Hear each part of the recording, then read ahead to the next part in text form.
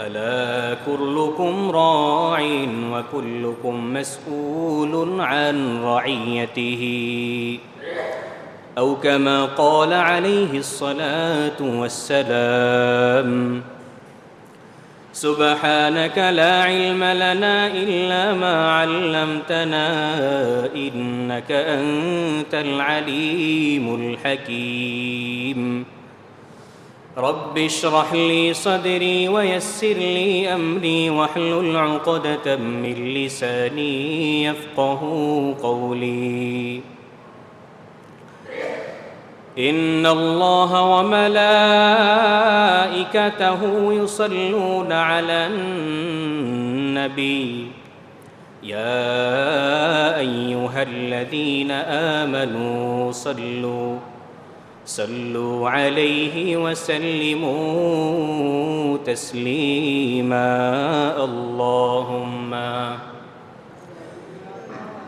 سيدنا مولانا محمد وعلى آل سيدنا مولانا محمد اللهم سيدنا مولانا محمد وعلى آل سيدنا مولانا محمد রশের নিচে সিজদায় পড়ে কাঁদবেন নবী যারে যার মাফ করিয়া দেন গো মাওলা উম্মত আমার গুনাহগার আল্লাহুম্মা সাইয়্যিদিনা মাওলানা মুহাম্মদ ওয়া আলা আলি সাইয়্যিদিনা মাওলানা মুহাম্মদ ডানে মাটি বামে মাটি নিচে মাটির বিছানা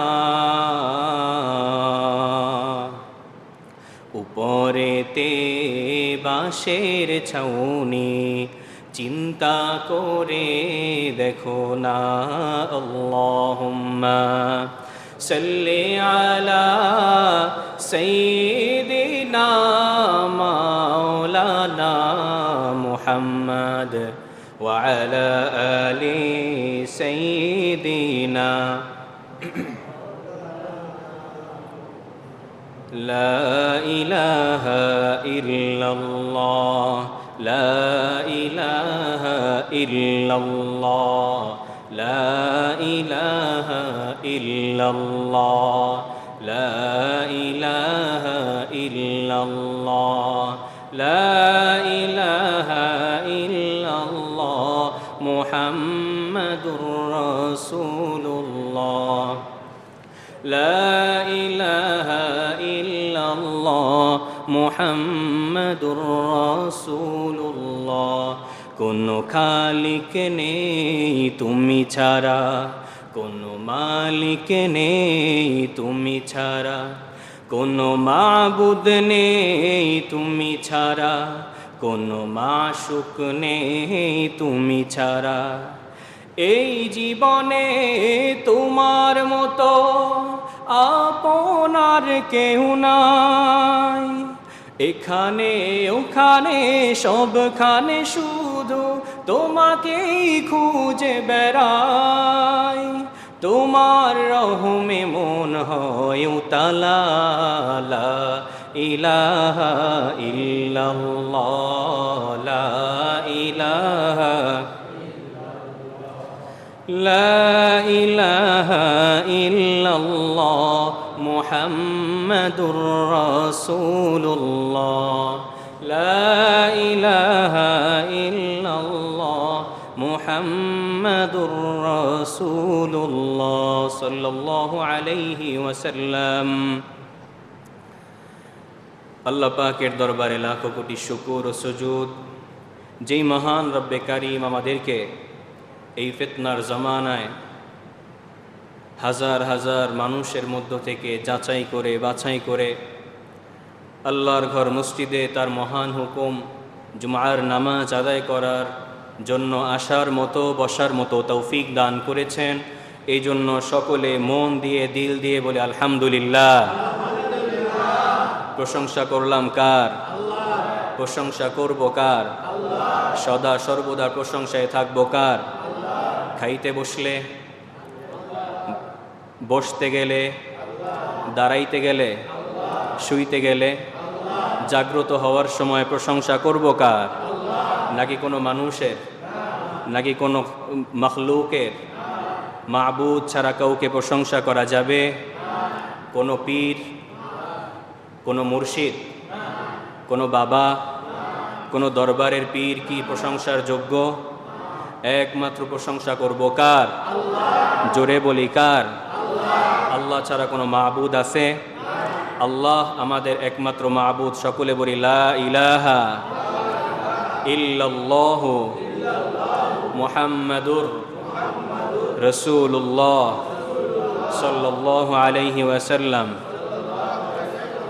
দুরুদ ও সালাম পেশ করছি বিশ্ব মানবতার মুক্তির দূত আকায়ে নামদার মদিনাহ কা তাজদার আফতাবে নবুয়ত ফখরে মৌজুদাত সৈয়দুল মুরসলিন সৈয়দুস সাকালাইন শাফিউল মুজনবিন শাফিউল মুরসলিন ইমাম আযম শাফিউল মাহশর মদিনাহ কা তাজদার জনাবে মুহাম্মদুর রাসূলুল্লাহ সাল্লাল্লাহু আলাইহি ওয়াসাল্লামের উপর আল্লাহর রাসূল সাল্লাল্লাহু আলাইহি ওয়াসাল্লাম বলেন, যেই ব্যক্তি আমার উপরে দরুদ সালাম পেশ করবে তাকে 3টা পুরস্কার দান করা হবে। কয়টা? জোরে বলি কয়টা?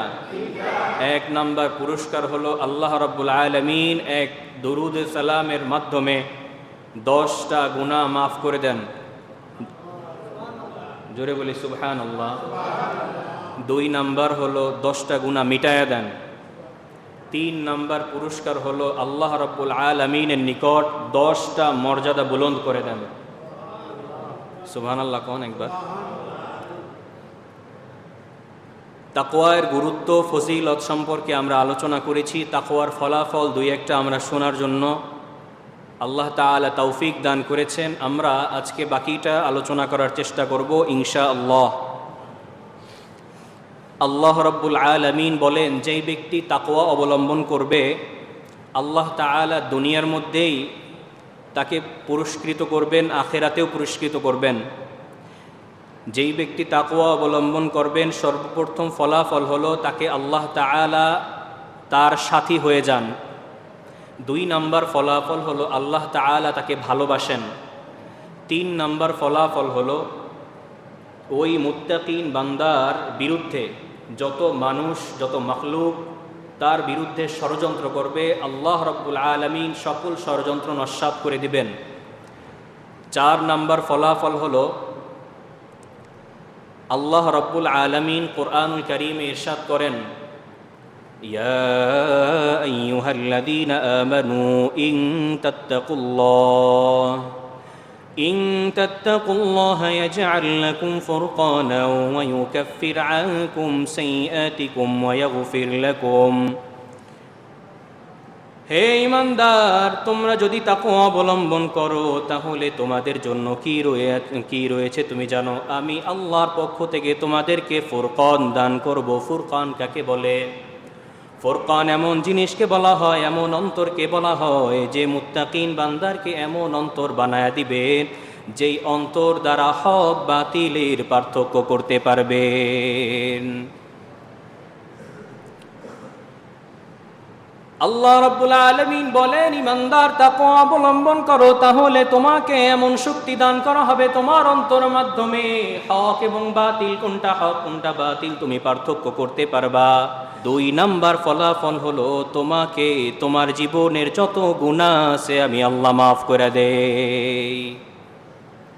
আল্লাহ তাআলা মাফ করে দিবেন সকল গুনাহ, যে দুনিয়ার যত গুনাহ আছে, তোমার জীবনের যত গুনাহ করছো আল্লাহ তাআলা মাফ করে দিবেন। 5 নাম্বার ফলাফল আল্লাহ রাব্বুল আলামিন সূরা মায়েদার মধ্যে বলে, আল্লাহ রাব্বুল আলামিন মুত্তাকি বান্দাদের সকল আমল আল্লাহ তাআলা কবুল কইরা নেন। আব্দুল্লাহ ইবনে মুবারক এমন ধনাঢ্য ব্যক্তি ছিলেন, তিনি প্রতি বছর হজের মৌসুম আসলে তার এলাকার মধ্য থেকে 1000 ব্যক্তিদেরকে নিয়ে তিনি হজ করতে যাইতেন, বিনামূল্যে নিয়ে যাইতেন। আব্দুল্লাহ ইবনে মুবারক ওই বছরও ওই 1000 হাজি সাহেবদেরকে নিয়ে মক্কা মুনাওয়ারা গেলেন। মক্কা মুকাররমায় যখন পৌঁছাইলেন, আব্দুল্লাহ ইবনে মুবারক একদিন কাবা শরীফের দিকে তাকায় আছেন। আব্দুল্লাহ ইবনে মুবারক বলেন, আমি তাকায়া থাকতে থাকতে একটা পর্যায়ে আমার চোখটা বন্ধ হয়ে গেল। আব্দুল্লাহ ইবনে মুবারক বলেন, আমি যখন কাবার দিকে তাকায় আছি, চোখ দুইটা বন্ধ হয়ে গেল। আমি চোখ বন্ধ করার সাথে সাথে আমার চোখের সামনে স্পষ্ট হয়ে গেল দুইজন ব্যক্তি। এক ব্যক্তি আমার পায়ের এক মাথায় দাঁড়ায় আছে, আর এক ব্যক্তি আমার মাথার কাছে দাঁড়ায় আছে। আব্দুল্লাহ ইবনে মুবারক ডাক দিয়া বলেন, শোনো, এই দুই ব্যক্তি কি বলেন জানো? কিন্তু তুমি জানো ব্যথার খবর, দুঃসংবাদ হলো আল্লাহ রাব্বুল আলামিন একজন হাজী সাহেবের হজ কবুল করে নাই। অপর ব্যক্তি ডাক দিয়ে বলেন, কেন, কি হলো? এমন কি কাজ হলো যে একজন হাজী সাহেবের হজও কবুল হলো না? কি হলো এমন? অপর ব্যক্তি ডাক দিয়ে বলেন, শোনো, কিন্তু সুসংবাদ হলো এমন একজন ব্যক্তি আছে যেই ব্যক্তি এই বছর হজ করতে আসতে পারে নাই। ওই ব্যক্তি সিরিয়ায় থাকে, নাম কি? অপর ব্যক্তি জিজ্ঞেস করে, তার নাম কি? পায়ের কাছে দাঁড়ানো ব্যক্তি বলেন, তার নাম হলো আলী ইবনে মুওয়াফিক। এই আলী ইবনে মুওয়াফিকের কারণে আল্লাহ রাব্বুল আলামিন 6 লক্ষ হাজী সাহেবের হজকে আল্লাহ তাআলা কবুল কইরা নিছেন। কিন্তু ওই আলী ইবনে মুওয়াফিক এমন ব্যক্তি, সে এই বছর হজ করতে আসার কথা ছিল কিন্তু আসতে পারে নাই। আব্দুল্লাহ ইবনে মুবারক এই কথা শুনে চোখটা তাড়াতাড়ি খুলে ফেললো এবং সে চিন্তা করতে লাগলো, এই স্বপ্ন কোনো শয়তান দেখানো স্বপ্ন হতে পারে না। এই স্বপ্ন সত্য স্বপ্ন আল্লাহ রাব্বুল আলামিন আমাকে দেখিয়েছেন। কেননা আমি এমন এক জায়গায় অবস্থান করতেছি যেই জায়গায় শয়তান আইসা স্বপ্ন দেখাইতে পারে না। আব্দুল্লাহ ইবনে মুবারক হজের সকল কার্যক্রম শেষ করে 1000 হাজী সাহেবদেরকে তার এলাকার দিকে পাঠিয়ে দিয়ে আব্দুল্লাহ ইবনে মুবারক ঘোড়ায় সওয়ার হয়ে সোজা চলে গেলেন সিরিয়ার দিকে। তার একটাই লক্ষ্য, আলী ইবনে মুওয়াফিক কোথায় আছে এবং কি অবস্থায় আছে, কি এমন আমল। তার এই আমলটা জানার জন্য আব্দুল্লাহ ইবনে মুবারক সওয়ারির মাধ্যমে সোজা চলে গেল সিরিয়ায়। সিরিয়ার মাটিতে যাওয়ার পরে আব্দুল্লাহ ইবনে মুবারক দেখে তার সকল যত ছাত্রবৃন্দ আছে এবং যত উলামায়ে কেরাম আছে তাকে সম্ভাষণ জানানোর জন্য গেটের সামনে দাঁড়ানো।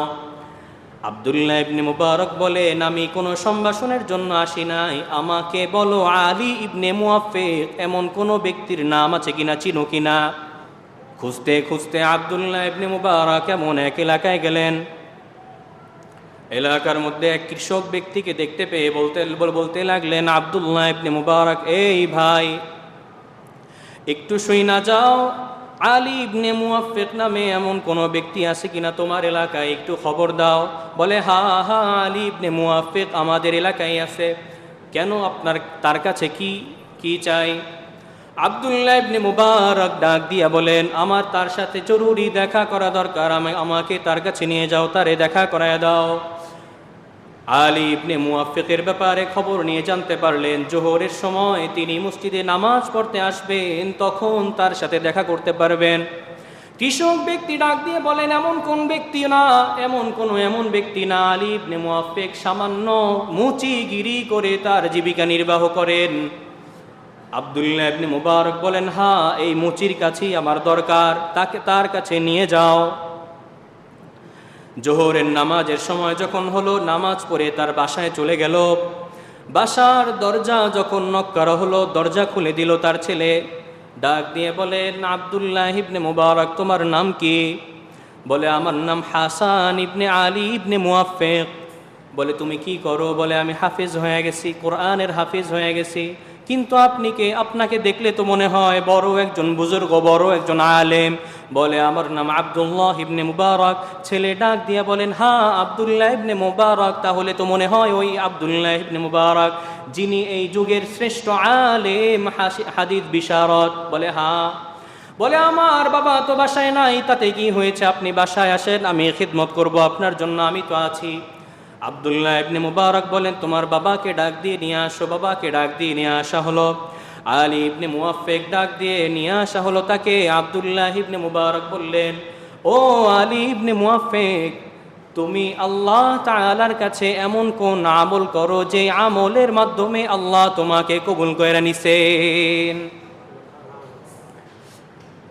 আলী ইবনে মুয়াফফিক ডাক দিয়া বলেন, আমি তো সামান্য মুচি, সারাদিন ওই বটগাছতলার নিচে বসে জুতা সেলাই করে সামান্য রুজি রোজগার করি, আর কিছু করি না। বলে আমি তোমার এই কাজের কথা জিজ্ঞাসা করি নাই, আল্লাহ তাআলার কাছে এমন কোন সিক্রেট আমল আছে, এমন কোন গোপন আমল করো যে আমলের কারণে আল্লাহ তোমাকে কবুল কইরা নিছে? আলী ইবনে মুয়াফফিক ডাক দিয়ে বলেন, আব্দুল্লাহ ইবনে মুবারক, ও আলেম, আমি কোনো এরকম বিশেষ আমল করতে পারি নাই, কিন্তু হ্যাঁ 2 দিন আগে আমি এমন একটা আমল করেছিলাম যে আমলের মাধ্যমে আমার মনের মধ্যে দাগ হয়ে গেছে। কি আমল বলো? বলল, আমি এই মুচেগিরি করে জুতা সেলাই করে আমি কিছু রোজগার করতাম, কিছুটা আমি আমার ফ্যামিলির জন্য কাজ করতাম, খরচ করতাম, আর কিছুটা রেখে দিতাম হজের জন্য, হজের নিয়তে। ও আব্দুল্লাহ ইবনে মুবারক, আমার অনেক কিছু টাকা জোগাড় হওয়ার পরে আমি হাজিদের নামে নাম লেখাই। হাজিদের কাফেলায়, হজ কাফেলায় যখন নাম লেখায় দিলাম, গতকাল আমার যাওয়ার কথা ছিল, তখন আমার স্ত্রী প্রেগনেন্ট অবস্থায় ছিল। রাতের বেলা যখন আমি রওনা দিব, আমার স্ত্রী বলে, আমার কিছু খাইতে মনে চায়, কিছু গোস্ত কিনে দিয়ে যাও। পাশের বাড়ি থেকে হয় গোস্তের ঘ্রাণ আসতেছে নাকের মধ্যে, একটু যদি গোস্ত খাইতে পারতাম মনটা ভালো লাগতো। প্রেগনেন্ট অবস্থায় তো মহিলার অনেক কিছু খাইতে মনে চায়। স্ত্রী ডাক দিয়া বলেন, আমার জন্য একটু গোস্ত ক্রয় করে নিয়ে আসো। বললো, এই রাতের বেলা গোস্ত কোথায় পাবো? আমি তো এই রাত্রবেলা চলে যাব হাজিদের কাফেলায়। বলে, পাশের বাড়িতে হয়তো বা গোস্ত রান্না করতেছে, দেখেন একটু আনা যায় কিনা।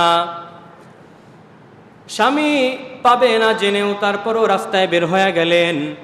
পাশের বাড়ি থেকে যখন দেখলেন সেখান থেকে ঘ্রাণ আসতেছে, গোস্তের ঘ্রাণ, এতটুকু আশায় নিয়ে গেলেন যে দেখি কিছু পাওয়া যায় কিনা, এক টুকরা গোস্ত হলেও নিয়ে আসি, স্ত্রীর মনটা রক্ষা করি। যখন দরজায় করাঘাত করলো, একটা ছেলে বের হয়ে আসলো। বের হয়ে আসার পরে বলেন কি বলবেন? আলী ইবনে মুয়াফফিক ডাক দিয়া বলেন, তোমার ঘর থেকে গোশতের ঘ্রাণ আসতেছে, আমার স্ত্রী সন্তান সম্ভবা, তার খাইতে মনে চায়। আমি তো এখন চলে যাব হজ করার জন্য, আমি তো গোশত পাচ্ছি না। তোমার যদি তৌফিক হয় আমাকে এক টুকরা গোশত দাও এবং একটু ঝোল দাও, যার মাধ্যমে একটুখানি তার মনটা রক্ষা করতে পারি। চোখের পানি ছেড়ে দিয়ে বলেন, ভাই এই গোশত আমাদের জন্য হালাল, আপনাদের জন্য হারাম। বললেন, শোনো, 3-4 দিন ধরে আমার ঘরের চুলায় আগুন জ্বলে না, কোনো কাজের কোনো খোঁজ খবর নাই, কোনো রুজি রোজগারের কোনো ব্যবস্থা নাই।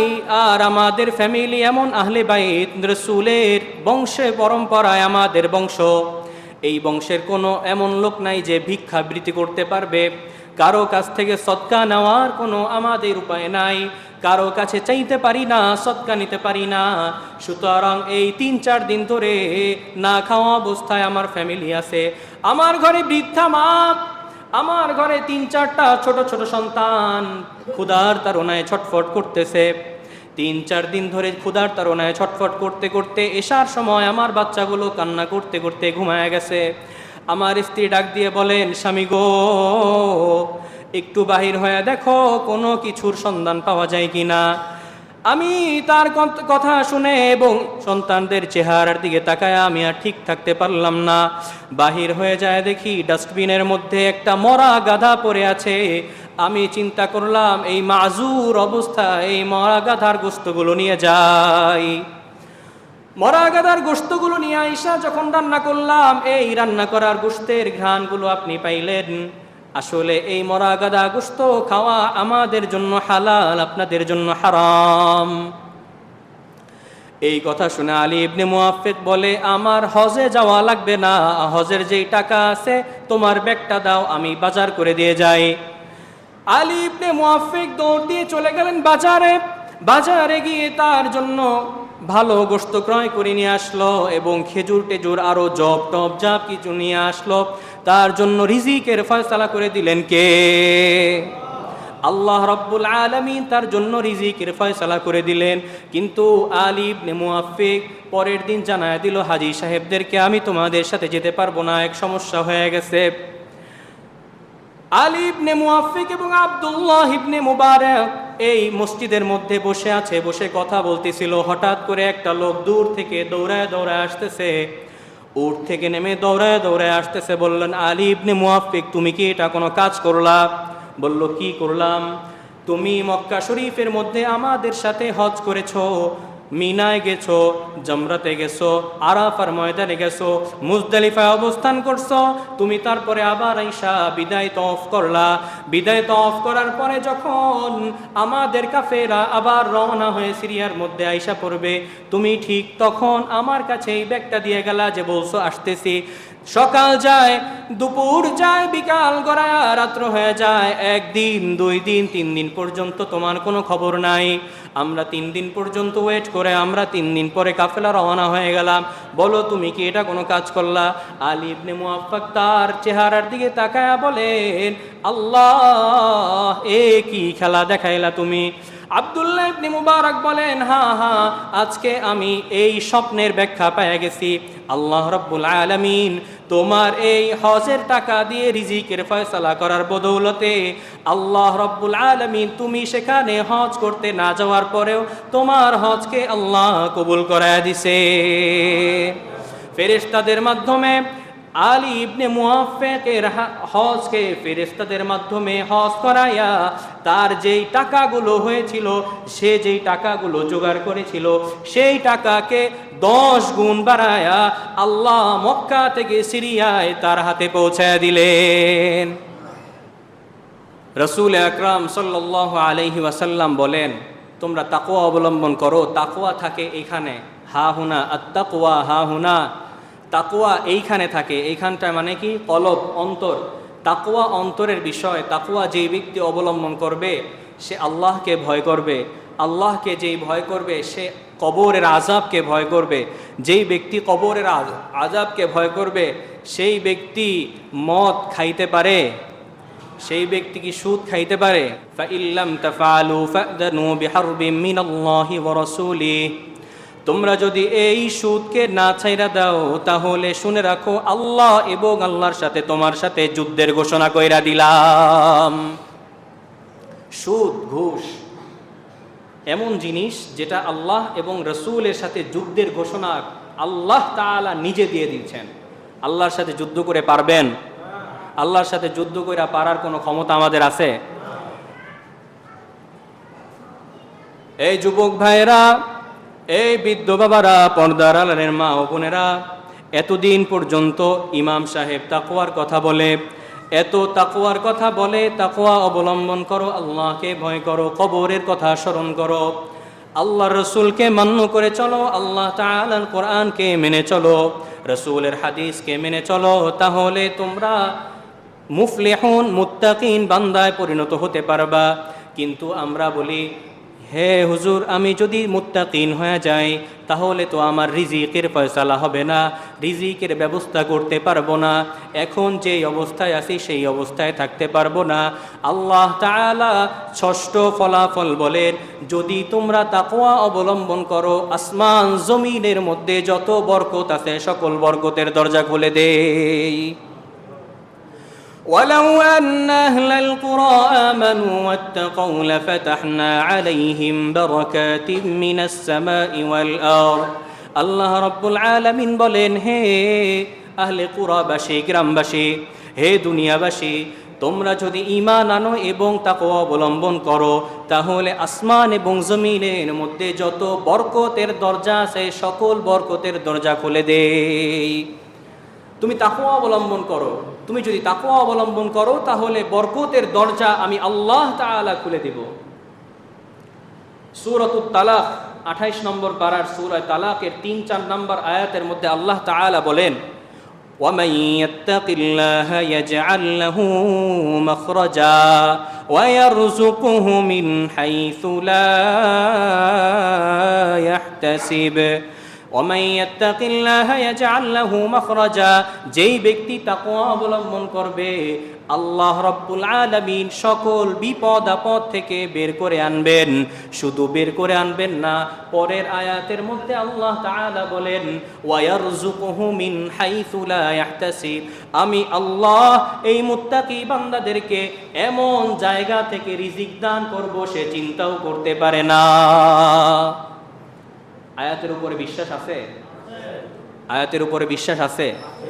আল্লাহ তাআলা বলেন যেই ব্যক্তি তাকওয়া অবলম্বন করবে তাকে রিজিকের ফয়সালা এমন জায়গা থেকে করব সে কল্পনাও করতে পারবে না। এতটুকুর উপরে বিশ্বাস আছে?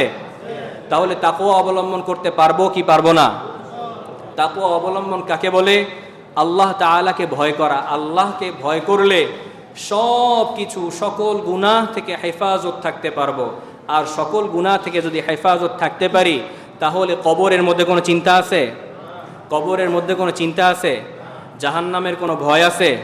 জান্নাতের সুসংবাদ দিয়েছেন কে? জান্নাতের সুসংবাদ দিয়েছেন কে?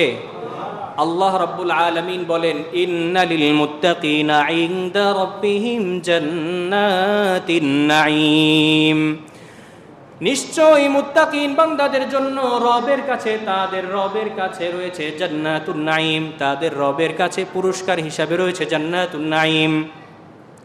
কিন্তু রে যুবক, একবার বালিশের সাথে মাথা ঠেকায় একবার চিন্তা করো আল্লাহকে কি ভয় করি, কতটুকু ভয় করি। আল্লাহ রাব্বুল আলামিন বলেন আমি এত দয়া করে মায়া করে তোমাকে বানাইলাম রে বান্দা, এত মায়া করে তোমাকে বানাইলাম যেই মায়ার কারণে আমি তোমাকে সাথে সাথে আযাব গজব দিয়ে ধ্বংস কইরা দেই না। তোমার মায়ের সাথে তোমার বাবার সাথে যদি তুমি নাফরমানি করো, দেখো তোমাকে সাথে সাথে বলবে তুই আমার ছেলে না, তোমাকে ঘর থেকে বের কইরা দিতে কোনো দেরি করবে না। আমার আল্লাহ বলে ফজরের সময় তোরে ডাকি তুই আসিস না, আমি তোর উপরে রাগ করি না। জোহরের সময় আবার ডাকি তুই আসিস নাই, তোর উপরে রাগ করি নাই। আসরের সময় আল্লাহ তাআলা বলেন মুয়াজ্জিন সাহেব ওইখান থেকে ডাক দেয়, হাইয়া আলাস সালাহ বইলা ডাক দেয়, ও বান্দা, ও নাফরমান বান্দা, তুই আমার ডাকে সাড়া দেস নাই, আমি তোর উপরে রাগ করি নাই। মাগরিবের সময় আবার তোরে ডাকি যে বান্দা তুই আবার এই সালাহ আসিস নাই, তো তোর জন্য রাগ করি নাই। এশার সময় আবার তোরে ডাকি বান্দা তুই একবার হাজিরা দিয়া যা, আমাকে আল্লাহ বইলা ডাক দে, তুই আসিস নাই, তোর উপরে রাগ করি নাই। রাত্র যখন গভীর হয়ে যায় আমি আল্লাহ প্রথম আসমানে চলে আসি। প্রথম আসমানে চইলা আইসা আমি বান্দাকে ডাক দিয়া বলি বান্দা এখন কেউ দেখে না, কোনো জীব জন্তু সজাগ নাই, তোমার ঘরের তোমার স্ত্রী ঘুমায় গেছে, তোমার সন্তান ঘুমায় গেছে, তোমার বাবা মা ঘুমায় গেছে, সকল পুরো দুনিয়া অন্ধকার হয়ে গেছে, একমাত্র আমি আর তুমি আছি। তুমি আমাকে একবার আল্লাহ বইলা ডাক দাও, আমি তোমাকে মাফ কইরা দিব। আল্লাহ বলে একবার ডাক দাও রে, আল্লাহ বইলা ডাক দাও, আল্লাহ তোমাকে মাফ করে দিবে। সারা জীবন গুনাহ করতে করতে বৃদ্ধ হয়ে গেছো, তুমি বৃদ্ধ অবস্থায় আল্লাহ তাআলার কাছে গেছো, আল্লাহ তাআলার কাছে তওবা করতেছো। তোমার স্ত্রী ঘুমায়, তোমার সন্তানাদি ঘুমায়, তুমি একটা রুমের মধ্যে বসে হাউমাউ করে কান্না করতেছো রে মাওলা। ও আহকামুল হাকিমিন, সারা জীবন গুনাহ করতে করতে গুনার বোঝা মাথায় নিয়া মাথা কাত হয়ে গেছে, এখন আর ভারী বোঝা নিতে পারি না। আল্লাহ তুমি আমাকে মাফ করে দাও। এমন কোনো জিনিস নাই যা করি নাই, মানুষের হক নষ্ট করেছি, মানুষের জন্য ওজনে কম দিয়েছি, মানুষকে হত্যা করেছি, মানুষকে কষ্ট দিয়েছি, রাসূলকে মানি নাই, আল্লাহ তোমাকে মানি নাই, তওবা করতেছি, মাফ করে দাও। আল্লাহ বলে তোর জন্য জাহান্নাম অবধারিত হয়ে গেছে। এই স্ত্রী ডাক দিয়ে বলে, আল্লাহ রব্বুল আলামিন তোমাকে ক্ষমা করে নাই। গায়বী আওয়াজ পাওয়া গেছে। আল্লাহর বান্দা ডাক দিয়া বলে, ও স্ত্রী, আমি কি এই আল্লাহ ছাড়া অন্য কোনো পথ আছে নাকি, যেই পথে যায় আল্লাহর চেয়ে বড় কোনো মেহেরবান পাবো, যেই মেহেরবান খোদা আমাকে মাফ করে দিবেন? স্ত্রী বলে, তা তো জানি না, আমি আল্লাহ তাআলার কাছেই মাফ চাবো। আল্লাহ তাআলার কাজ ক্ষমা করা, আমার কাজ মাফ চাওয়া। আমি বান্দা আল্লাহর কাছে সিজদায় লুটায়া পড়ে বলতেছি, আল্লাহ,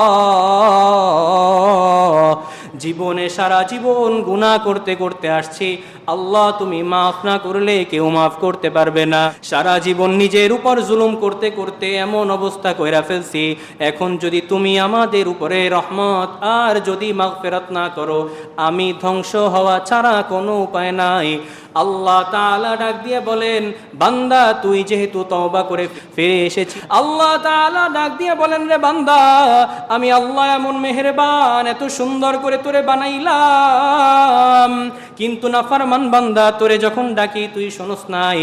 এত জীবন, সারা জীবনের মধ্যে কত নিয়ামত দান করলাম, এত নিয়ামত দান কইরা তোরে অক্সিজেন দিলাম, তোরে প্রতিদিনের রিজিকের ব্যবস্থা আমি আল্লাহ করলাম।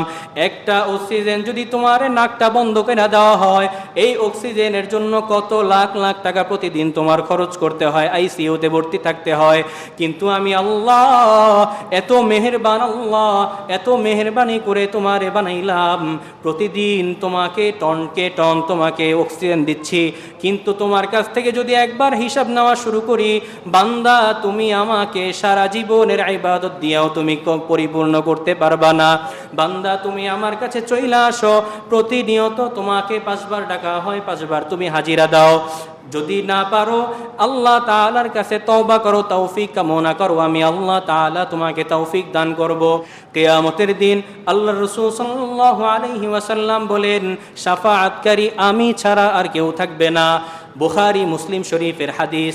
আল্লাহর রাসূল সাল্লাল্লাহু আলাইহি ওয়াসাল্লাম বলেন যে কিয়ামতের ওই কঠিন দিনে যখন ছটফট ছটফট করতে থাকবে, একটা দিন 50,000 বছর সমান হয়ে যাবে, এমন ছটফট করতে থাকবে, বান্দারা আল্লাহ তাআলাকে বলবে, আল্লাহ তাড়াতাড়ি বিচার কার্য শুরু করে দাও। দৌড়ায়া তার আদম আলাইহিস সালাতু ওয়াস সালামের কাছে দৌড়ায়া যাবে। আদম আলাইহিস সালাতু ওয়াস সালাম, আপনি তো আদি পিতা, আপনাকে আল্লাহ রাব্বুল আলামিন আপনার মাধ্যমে এই দুনিয়া জাহান কায়েম করলেন। আল্লাহ রাব্বুল আলামিন আপনাকে প্রথমে জান্নাতের মানুষ বানাইলেন, আপনি একটু আমাদের জন্য শাফাআত লাভ করার জন্য একটু তার কাছে বলেন, সুপারিশ করেন। আদম আলাইহিস সালাতু ওয়াস সালাম বলবেন, জান্নাতের মধ্যে আমার আল্লাহ আমাকে নিষেধ করেছিলেন গন্ধম ফল খাওয়ার জন্য, আমি সেই নিষেধ অমান্য করে শয়তানের ধোঁকায় পড়ে গেছি। আজকে যদি আমাকে, এই আদমকে যদি এই কিয়ামতের দিন ধইরা ডাক দেয়, তাহলে আমি এই প্রশ্নের উত্তর দিতে পারবো না। তোমরা নূহ আলাইহিস সালাতু ওয়াস সালামের কাছে চলে যাও। বান্দারা যখন নূহ আলাইহিস সালাতু ওয়াস সালামের কাছে যাবে, নূহ আলাইহিস সালাতু ওয়াস সালামকে বলবেন, হে আল্লাহর রাসূল নূহ, তুমি তো প্রথম দুনিয়ার মধ্যে রাসূল, তোমাকে আল্লাহ তাআলা কৃতজ্ঞ বান্দা হিসেবে অবহিত করেছেন, আল্লাহ তাআলার কাছে আমাদের জন্য সুপারিশ করুন, আল্লাহ তাআলা যেন মাফ করে দেন। নূহ আলাইহিস সালাতু ওয়াস সালাম ডাক দিয়া বলবেন, রে বান্দা, আমি আল্লাহ তাআলার কাছে কিভাবে মুখ দেখাবো, সুপারিশ করব? আমি তো দুনিয়ার মধ্যে বসে আমার ছেলে নাফরমান, আমার ছেলের জন্য দোয়া করছিলাম। আল্লাহ তাআলা বলছিলেন, তোমার ছেলে নাফরমান, তোমার ছেলে তোমার পরিবারের অন্তর্ভুক্ত না, সুতরাং তুমি অজ্ঞতার মতো তুমি চাইও না। আজকে যদি সেই বিষয়ে আমাকে প্রশ্ন করে, আমি উত্তর দিতে পারবো না। নূহ আলাইহিস সালাতু ওয়াস সালাম বলবেন, ইযহাব ইলা ইব্রাহিম, ইব্রাহিম আলাইহিস সালাতু ওয়াস সালামের কাছে যাও। ইব্রাহিম আলাইহিস সালাতু ওয়াস সালামের কাছে যাওয়ার পরে ইব্রাহিম আলাইহিস সালাতু ওয়াস সালাম বলবেন, দুনিয়ার মধ্যে 3টা কৌশল খাটানোর জন্য মিথ্যা কথা বলেছিলাম, সেই বিষয়ে যদি আল্লাহ তাআলা আজকে ধরপাকড় করেন, তাহলে আমি আল্লাহকে উত্তর দিতে পারবো না।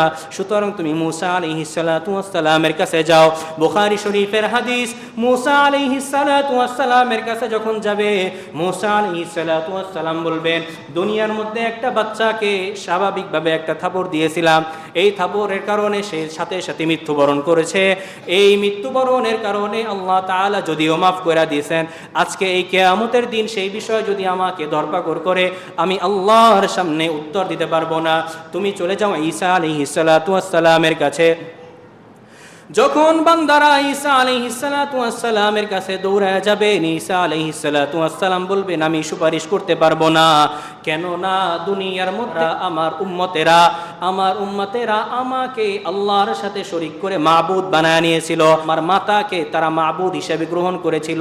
আল্লাহ তাআলা যদি আজকে কিয়ামতের দিন এই বিষয়ে জিজ্ঞাসাবাদ করে আমি উত্তর দিতে পারবো না, সব থেকে ভালো হবে রে উম্মত তোমরা মুহাম্মাদুর রাসূলুল্লাহ সাল্লাল্লাহু আলাইহি ওয়াসাল্লামের কাছে যাও। উম্মতে মুহাম্মাদি দৌড়ায়া নিরাশ হয়ে মুহাম্মদ রাসূলুল্লাহ সাল্লাল্লাহু আলাইহি ওয়াসাল্লামের কাছে যাবেন, আয়েশা বলবেন রে মুহাম্মদ সাল্লাল্লাহু আলাইহি ওয়াসাল্লাম সকল আদম আলাইহিস সালাতু ওয়াস সালাম থেকে ঈসা আলাইহিস সালাতু ওয়াস সালাম পর্যন্ত গেলাম, কেউ আমাদের জন্য সুপারিশ করতে রাজি হইল না, নিরাশ হয়ে শেষ পর্যন্ত তোমার কাছে আসলাম। হে আমার প্রিয় নবী, দয়ার নবী, মায়ার নবী, মায়া করে আমাদের জন্য সুপারিশ করুন। রাসূল সাল্লাল্লাহু আলাইহি ওয়াসাল্লাম ডাক দিয়ে বলবেন আমি দুনিয়ার মধ্যে রহমত হিসাবে নাজিল করা হয়েছে। দুনিয়ার মধ্যে আল্লাহ তাআলা এমন একটা দোয়া দান করেন প্রত্যেকটা নবীদের জন্য, সেই দোয়াটা আল্লাহ রাব্বুল আলামিন সাথে সাথে কবুল করে নেয়। আদম আলাইহিস সালাতু ওয়াস সালাম থেকে ঈসা আলাইহিস সালাতু ওয়াস সালাম পর্যন্ত প্রত্যেকটা নবী রাসূল তার দোয়াগুলো করে ফেলেছেন, কিন্তু রাসূল সাল্লাল্লাহু আলাইহি ওয়াসাল্লাম তার একটা দোয়া রিজার্ভ রেখে দিয়েছে উম্মতে মুহাম্মাদের জন্য। উম্মতে মুহাম্মাদের জন্য রিজার্ভ রেখে তখন দৌড়ে যায়, সিজদায় পড়ে যাবে মাকাম মাহমুদার নিচে, বলবে আল্লাহ দুনিয়ার মধ্যে একটা রিজার্ভ দোয়া রেখেছিলাম আমার উম্মতের জন্য, আজকে আমি আমার জন্য কিছু চাই না, আমার পরিবারের জন্য কিছু চাই না, আমি আমার উম্মতের জন্য চাই। আল্লাহর রাসূল যখন কান্না শুরু করবেন, আল্লাহ রাব্বুল আলামিনের রহমতের দরিয়ায় জোশ আইসা পড়বে। আল্লাহ তাআলা ডাক দিয়া বলবেন হে মুহাম্মদ ইরফা রাসাক, আল্লাহর রাসূল এ আমার বন্ধু তুমি তোমার মাথাকে উঁচা করো, কেননা আমি তোমার দোয়া কবুল করে নিছি। তোমার উম্মতের মধ্যে যেই ব্যক্তির অন্তরে যাররা পরিমাণ ঈমান আছে আমি আল্লাহ তাআলা তাকে জান্নাতে প্রবেশ করায় দিলাম। আমরা এমন অকৃতজ্ঞ বান্দা হয়ে গেলাম, সেই নবী সাল্লাল্লাহু আলাইহি ওয়াসাল্লামের আনিত বিধানকে মানি না, সেই রসুলকে সাল্লাল্লাহু আলাইহি ওয়াসাল্লামকে গালি দেই, সেই রসুলের দাড়িতে আমরা খুর বসাই, রসুলের কলিজায় আঘাত করি, কিন্তু আমরা জানি না আমার দয়ার নবী মায়ার নবী ছাড়া কিয়ামতের দিন শাফাআত করার আর কেউ নাই। আমরা আজকে থেকে এইখান থেকে শপথ করে যাই যে আল্লাহর রসুল সাল্লাল্লাহু আলাইহি ওয়াসাল্লামের যত সুন্নত আছে আমরা সব মানব, আল্লাহ তাআলার যত হুকুম আছে সব কিছু মানব। জান যাবে, মাথায় পিস্তল যদি ধরা হয়, ফাঁসির কাস্টে যদি চলতে হয়, আল্লাহ তাআলার হুকুম আহকাম ছাড়ব না, রাসূল সাল্লাল্লাহু আলাইহি ওয়াসাল্লামের তরিকত ছাড়ব না, রাসূল সাল্লাল্লাহু আলাইহি ওয়াসাল্লামের দাড়িতে হাত দেব না, রাসূল সাল্লাল্লাহু আলাইহি ওয়াসাল্লামকে গালি দেব না। যথাসম্ভব আলেমদের সাথে সোহবত নিব, কেননা আলেমদের সাথে সোহবত নিলে রাসূলের সোহবত পাওয়া যায়। রাসূলের সোহবত পাইতে হলে আলেমদের নেক নজর লাগবে, মুত্তাকিন হইতে গেলে সত্যবাদীদের সাথে হইতে হবে। তোমরা যদি আলেমের সাথে যদি নাও যাইতে পারো, আলেমদের বিরোধিতা কইরো না, মসজিদের সাথে লাইগা থাকো, নামাজে আসো, পাঁচ ওয়াক্ত নামাজে থাকো, যেইখানে থাকো তাকওয়া অবলম্বন করো। আল্লাহ রাব্বুল আলামিন বলেন তাকওয়া অবলম্বনকারীদেরকে জান্নাতি বানায় দিব আমি আল্লাহ। সকলে তাকওয়া অবলম্বন করতে পারবো তো? জোরে বলি, সকলে বলি ইনশাআল্লাহ। আল্লাহ তুমি আমাদের সকলকে কবুল আর মঞ্জুর করে নাও। আল্লাহ তুমি আমাদেরকে পাঁচ ওয়াক্ত নামাজি বানায় দাও। আল্লাহ তুমি আমাদেরকে সুন্নাতওয়ালা বানায় দাও। আল্লাহ তুমি আমাদেরকে সুন্নতের জীবন যাপন দান করো। আল্লাহ তুমি আমাদের পরিবারকে সুন্নতি পরিবার হিসেবে কবুল আর মঞ্জুর করো। আল্লাহ তুমি আমাদের পরিবারকে বরকতময় পরিবার হিসেবে কবুল আর মঞ্জুর করো। আল্লাহ তুমি আমাদের জীবনকে রহমত দ্বারা পরিপূর্ণ করে দাও।